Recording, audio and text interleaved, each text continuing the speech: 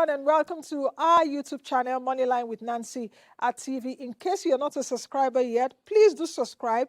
Just press the subscribe button, as well as turn on the notification bell so that you can get notifications when we upload our videos. Don't also forget to subscribe and join, follow, like our other social media platforms. Of course, you're seeing it right about now. Don't also forget to share this video across your platforms. Enjoy the video.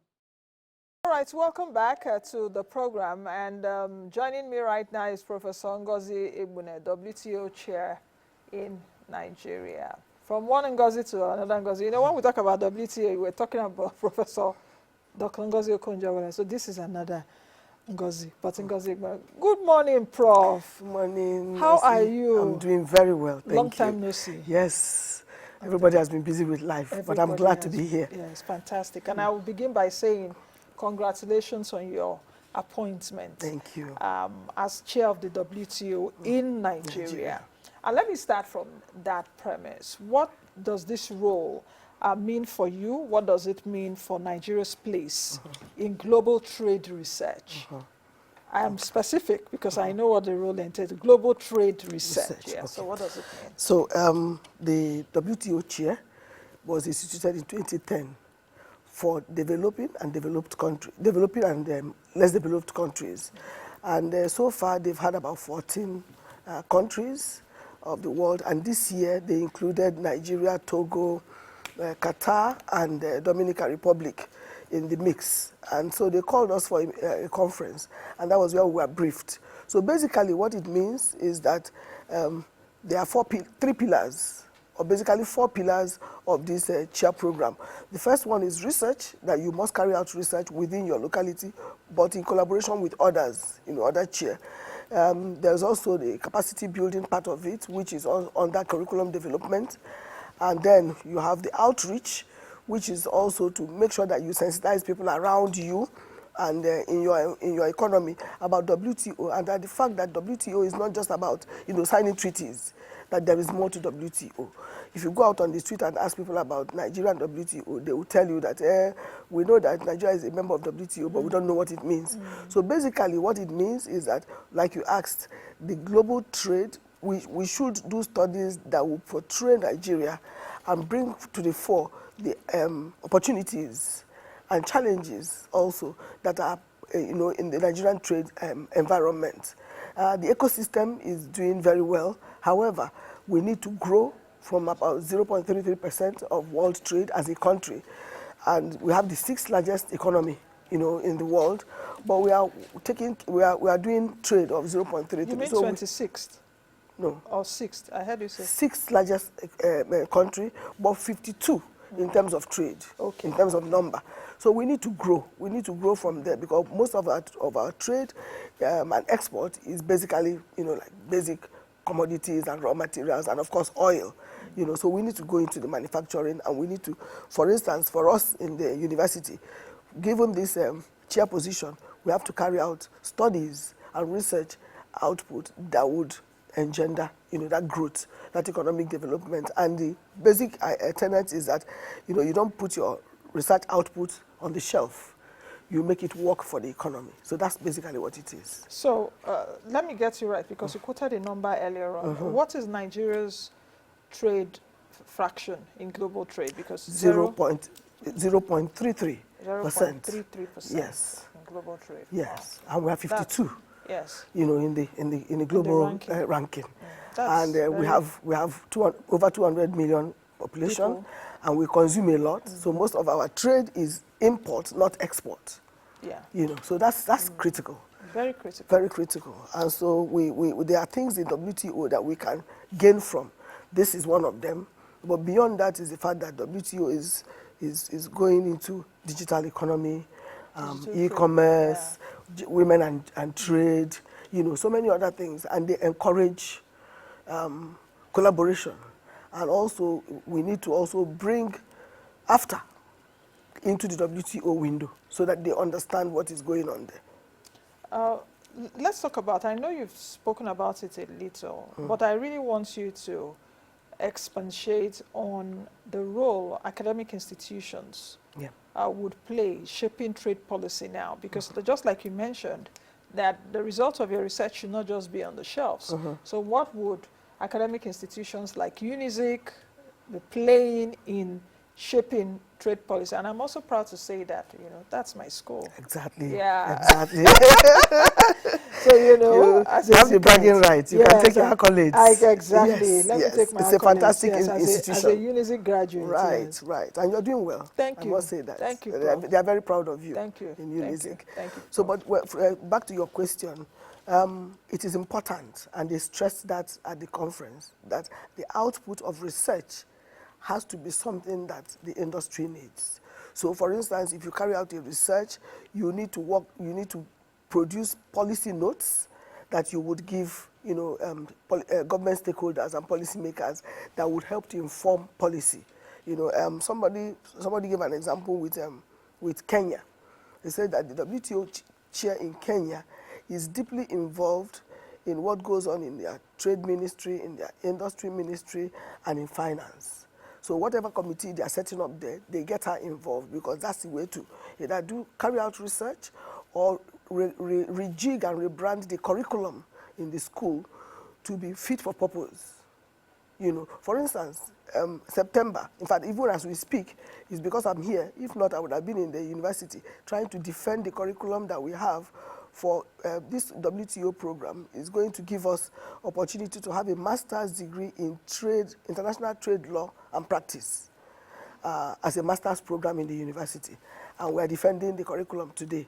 We had to design the curriculum to make it fit for purpose, because you know that most lawyers in Nigeria have vague, even economists have vague idea of what real trade is all about. Yes. So it's a new field, and we decided to design a curriculum based on that. We have also designed a curriculum to give capacity and training to members of the legislature, both state and the federal. Just tell them about WTO, tell them about trade, inform them and sensitize them, and then give them like pamphlets free of charge, because of course WTO Chair program has a little bit of grant attached to it. So that's part of the sensitization and outreach program or pillar under which we are working. So it's very interesting that most of the other countries have gone far, and in 30 years of our accession as a country into WTO, we never had this, chair position. But now we do. That's what I wanted to ask. That exactly. In 30 years, we've never had none. And but last year, 27 universities in Nigeria applied, and we got it. So we are very proud. Yes. Fantastic. Yes, I got it, and UNIZIC got it. So we are very proud of ourselves. I'm also proud of you, because even as like I mentioned during my intro, you were the former Director General of the West Africa Monetary Institute. I will come back to that in a bit, but I just wanted to mention that. So let me put it in the corner, but I'll come back to that when I will relate it to what I would ask. But I really want to ask you, as you attended the annual conference, the WTO Chair's annual conference, what were the dominant themes really at that conference? What were the takeaways, especially for developing countries such as Nigeria, amidst this the new tariff order set by U.S. President Donald Trump? I was at the WTO last September, and I must say that our own Dr. Ngozi Egbuna is doing a fantastic job. I don't know if you gauged the body language, the atmosphere there. In fact, when I entered Geneva, when I went into our office, I was so proud. I was proud. In fact, everyone, are you Nigerian? Oh, yes. The kind of respect they gave to me there. So, but the question is, apart from even having Dr. Ngozi Egbuna, what have we gained? What have we lost, like I mentioned at the beginning of the program? What is ahead for us? What were the highlights, dominant themes? From that so let me take it in two prongs. The dominant theme. The dominant themes were tariff, the tariff war, it was very paramount. Another dominant theme is the reform. The reform of WTO. What do they do? Will multilateralism continue, or should it change? And then what are they taking to the MC14, that's Ministerial Conference 14, that is taking place in Cameroon in March next year? what are the things on the table for them. And so, the professionals talked about it and all that. But key in what we came out of, which is the second part of the question, is that yes, tariff hurts every economy, including African economies. However, there are positives. US, if it's going to grow the way they have projected, they would need African economies. They would need us and our raw materials. So we should cash in on it. When two elephants are fighting, they say the grass suffers. But sometimes the grass has a way of raising its head, even in between the fight, So we should, as our own African economies and Nigeria, cash in on that opportunity. Because you remember that the last time that Afrexim Bank had a meeting in Nigeria, Abuja. Yes, in Abuja here, there was somebody who came from the US to talk about how Donald Trump is going to is going to focus on Africa. So we should take that. And that was the Dr. Okonjo-Iweala stressed the fact that yes, in every fight, in every disadvantage, there's an advantage. Look for the advantage for your own economy and take it by the horn so that you would get the best out of it. So having come out of that place, there's a lot of work to do in terms of research and making sure that the industry, knows the outcome of research. And also the fact that WTO is working towards reform. We also need to know in what direction are they going, and to cash in on whichever direction they are going, look at our own economy and take it from there. So from that meeting, are there outcomes that we can really lash on here in Nigeria and begin to work? You made a very valid point earlier that in Kenya, the WTO chair that is involved in everything, because we know that at least an economy has like 3 tripods, the monetary, the fiscal, and the trade. Yeah.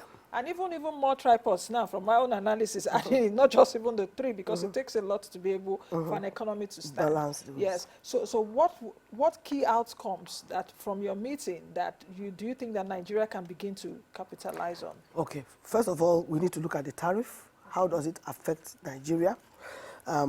We are carrying out a study in the university to find out how that tariff is in real terms. So many people have done studies, but in real terms with numbers, how is it affecting Nigeria now and in the future? What do we gain, if any, from there? The other thing that we are going to do is to make sure that like I said earlier on, every output of our study and research has to be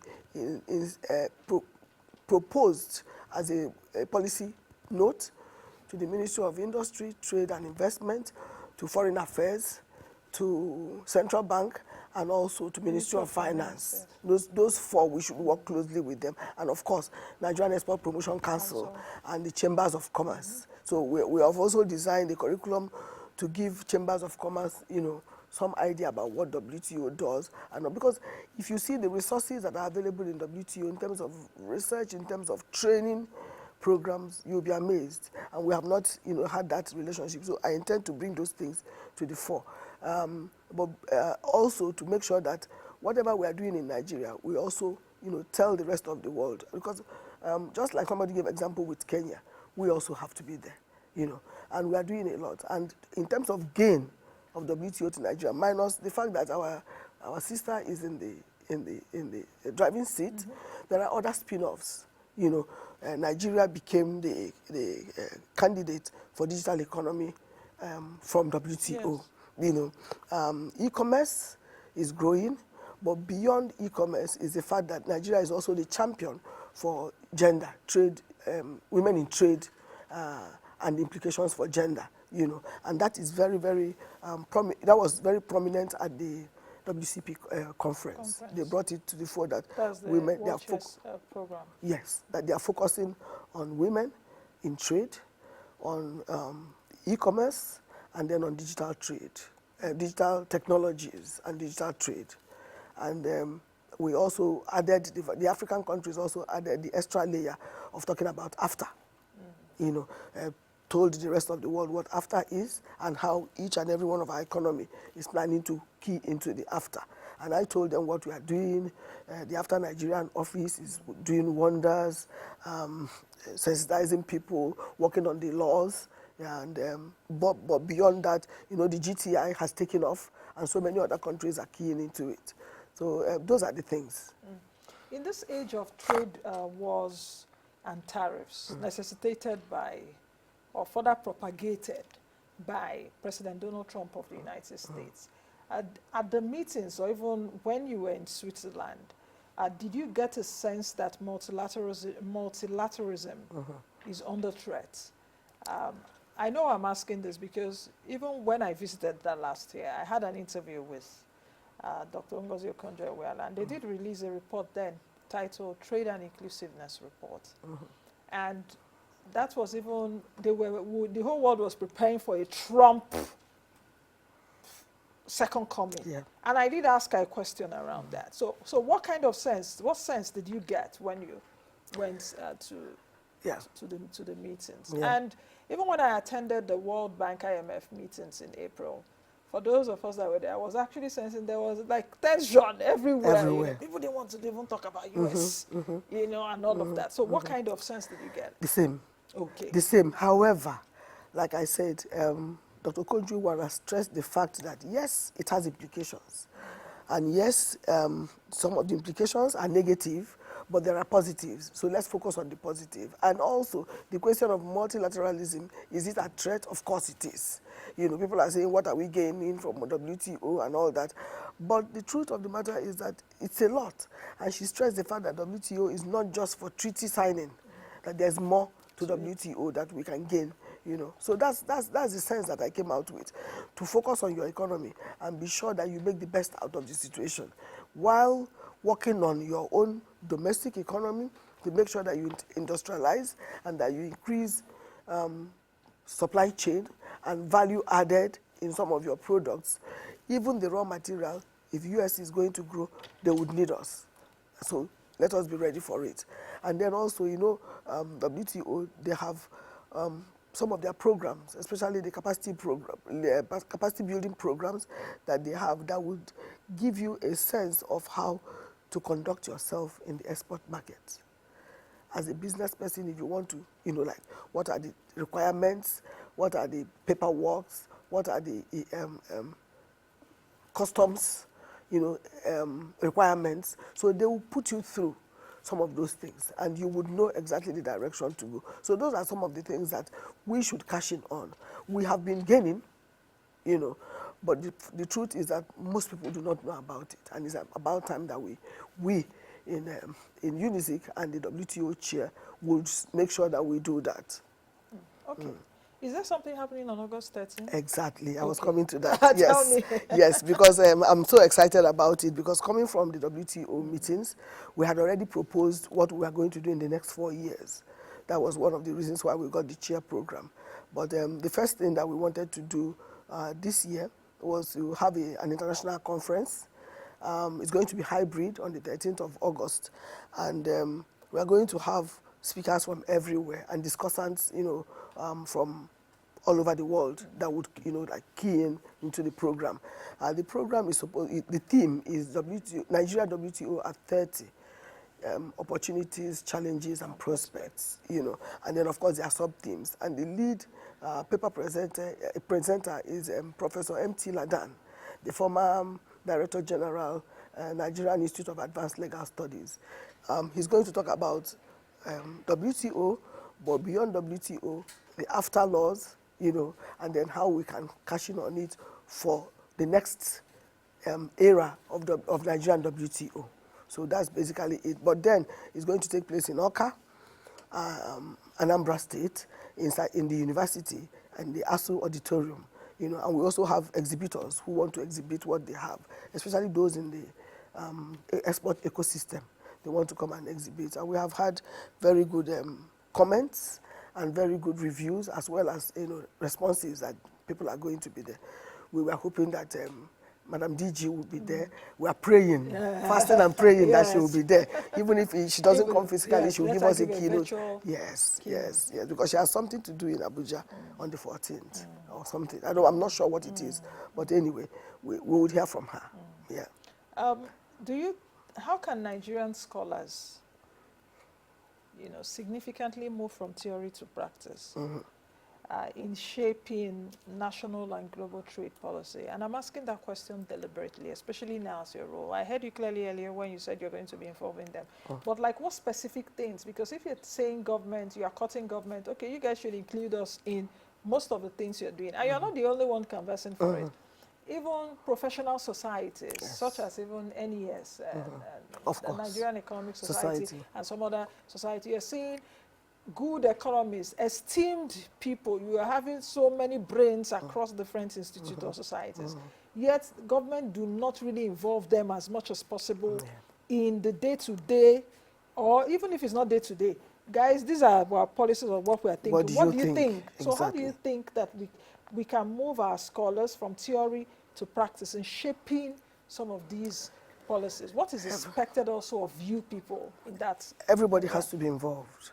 Whether they invite you or not, you invite yourself to the table, because there's always a table. You keep your ear to the ground so that as an academician, if you partner very well with policymakers, they will call you. They would need your assistance. They will involve you. They will involve you in their committees, and that's what we intend to do. Because most of the time, the output of academic research is in the shelf, and nobody knows about it. But if you bring it out, and you don't have to put maybe 200 and something page document to the minister who has barely 10 minutes to read it, you reduce it to a policy paper or policy guide, and just show the highlights and then tell them where to go going forward. But the most important thing is that if they don't call you to the table, invite yourself to the table. Keep your ears to the ground. It's no longer time for academicians to sit in the universities and think that if you need us, you call us. And that's one of the reasons why I think I am, one of the things that I'm going to, bring with this chair position, because remember, I worked at the Central Bank for 35 years and retired. And what I tell my students in the university, because we have students who are doing masters in trade, international trade practice, and what I tell my students is that I'm not the regular lecturer. I give you theory, but I'm more interested in practice. You have experience. Exactly. And then from the university, once you get your certificate, you should be able to work anywhere that has trade relations involved. Embassies, customs, whatever it is, put your hand in the plow and contribute, Because if you don't do that, then it means we are going back. And remember, trade, economics, and social sciences are life skills and life sciences. However, they are more in the dark room, like the photographer, than out there. It's not like medicine. When you finish, you are thrown into the hospital, or law, when you finish, you go into the court. So we are saying, and I'm going to propagate the fact that we would make ourselves available.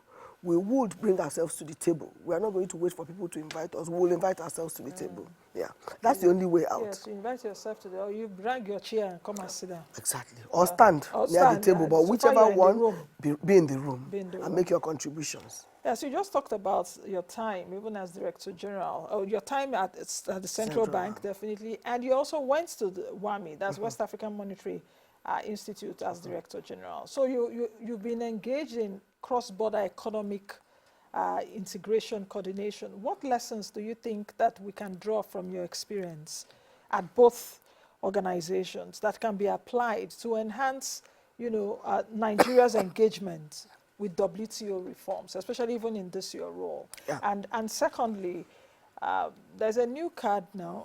It's been PAPS card from your friend. I think Dr. Mike Obalu. Yes, so there's a new card now. I haven't gotten that card yet. I haven't seen the card though, but it's been launched, because even at the Afrexim event, yes, in Abuja, I know it was launched there. So what do you think that as ECOWAS now, even with the challenge that we're having, or let me not put ECOWAS, the West African region, how do you think that we should approach, trade moving forward? Because when they're talking about even these trade issues, ECOWAS really has gone a long way. Yeah. Far above even some other economic blocks, regional blocks in Africa.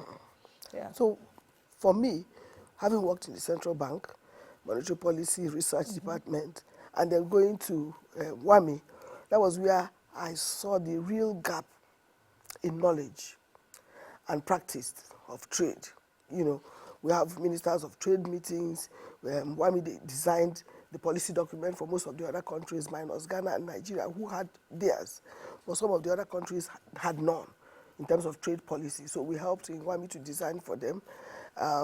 The PAPS, the Pan-African Payment System platform, that is an architecture designed by Afrexim Bank and PAPS, of course, to ensure that we quote and trade in our local currencies, to take care of the issues and challenges that we have with corresponding bank relations, and also the fact that we need to conserve the little dollars that we have as each country, you know. So taking it from there, I saw the gap, both in knowledge and capacity, but more in capacity because most of our people, you will agree with me, most of the trade we do in West Africa is informal. You know, under the table, people carry things across and all that. And we need to either formalize the informal or remove that word informal and just capture them. Because they operate both in our financial system and even in the sub-region, you know, across borders. So we have to take them in. And they are responsible for more than 70% of trade, you know. So most of them go unaccounted for, you know. When I was in WAMI, we carried out a study on informal sector trade in West Africa. And you discover that it's more than, it's actually supposed to be more than 80%, but we were able to capture it at 75% in terms of numbers of trade.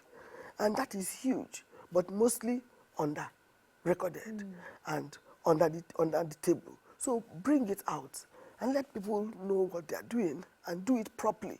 Because in the bid to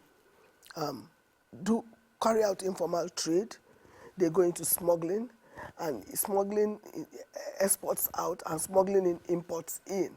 And that way, you bring in substandard goods. So that's another area where the WTO Chair would also want to be involved in. How do we make sure that the goods that we sell outside Nigeria are top-notch, well-packaged, well-labeled, and well-received wherever it's going to? Because if you talk to the traders who are involved in export, they will tell you that, oh, we exported things 2 years ago, last year, and then this year when we exported it, it failed. Maybe went to the European country or wherever it is, and they rejected it. Why? Because you did not know, for instance, that packaging during summer is different from packaging during winter. Yes. You understand? So, you know, those are the little things and things that we do in West Africa that we need to work on. Ghana is doing well. Nigeria is trying. Because I met somebody who is in Onitsha who says he exports yam. And we spoke to him. He showed us his packaging. And I think we're one of the largest producers of yam. If not even the largest producer. But Ghana produces yam and sells it, cleans it up and all that. But this guy is going a step further by even recording on the packaging. The water content, the phosphate content, everything is recorded. His packaging is done in carton, but he also has perforated carton, but he also has like coconut chaff that he uses to put it so that it will not be preserved. Exactly. You know, these are the little things that add value. But I also met somebody who says she exports bitter cola to China. She did it 3 times, it worked. The 4th time, they rejected it. Why? Because the sack she used was accumulated water because she exported it during summer. So these are the little things that you need to build capacity on, you know. And that's what I noticed across the sub-region when I was in WAMI, that we don't carry out trade in a professional way. It doesn't have to be that you are the expert in trade, but know what your destination is looking for, know what is allowed within your country so that you do it and do it properly. You know, you see our brothers, my brothers from the East, just carrying their portfolio, going abroad, and then when they get there, they carry their goods on board the flight. And then they get there, they export whatever it is, and if it's accepted, fine. If it is not, they come back crying. And some of them have lost fortunes, you know, doing that in an informal way. So we need to, like, formalize it and give them, because, for instance, in AFTA, we noticed that AFTA for you to be an exporter in NAFTA, there are 35 to 37 rules, regulations, and licenses that you have to scale through. How do you do that? You know, and you're just a small person working in your own corner trying to export. So let us bring those things to the fore so that people would know, you know, what to do. So how do we navigate Nigeria being a member of AFTA, as well as being a member of WTO? Oh, that's not the problem. That's not the problem at all. In fact, to avoid policy overlap.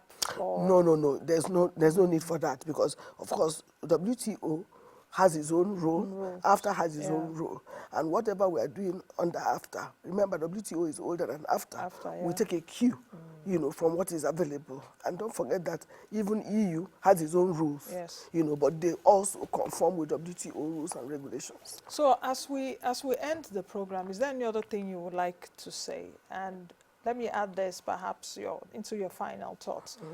If I was to give you a responsibility, Prof, you know, perhaps to design a WTO compliance strategy for Nigeria, or even after, as in some of the things that we need to begin to do from now. Just give me 3 pillars what that strategy will be on.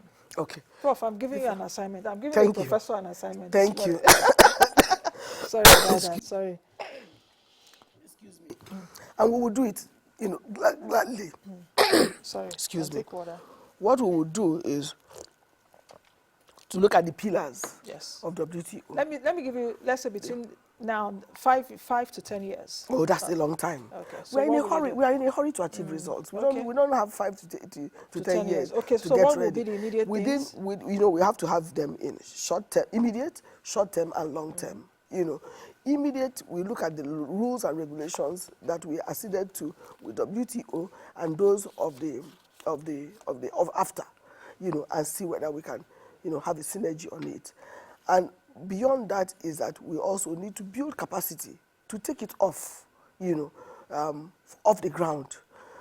Then, in terms of outreach, we need to have people that would tell the world that this is what we are doing and this is how we are doing it, and that we have designed our development program in trenches, immediate, medium, and long term.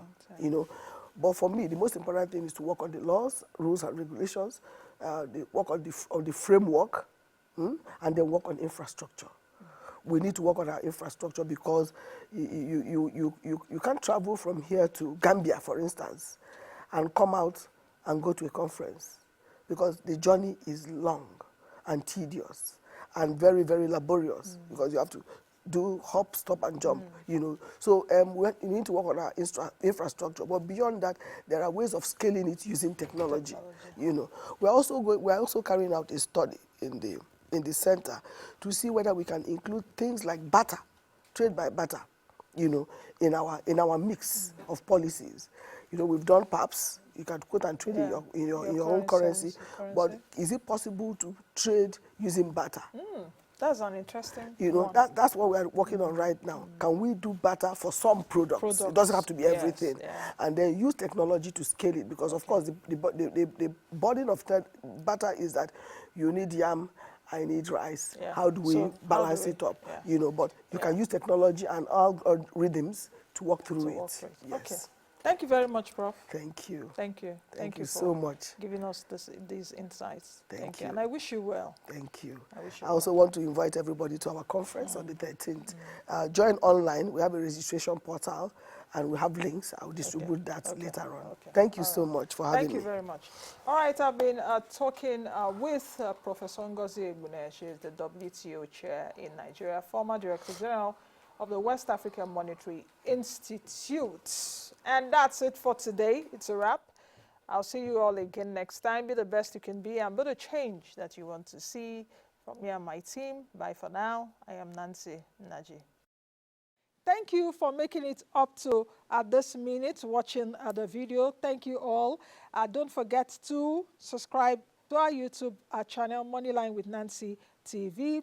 Like, follow all our other social media platforms where we keep you up to speed with fantastic interviews as well as markets, personal finance, business, and economy information, this is the best place to be. I'll see you all again in the next video.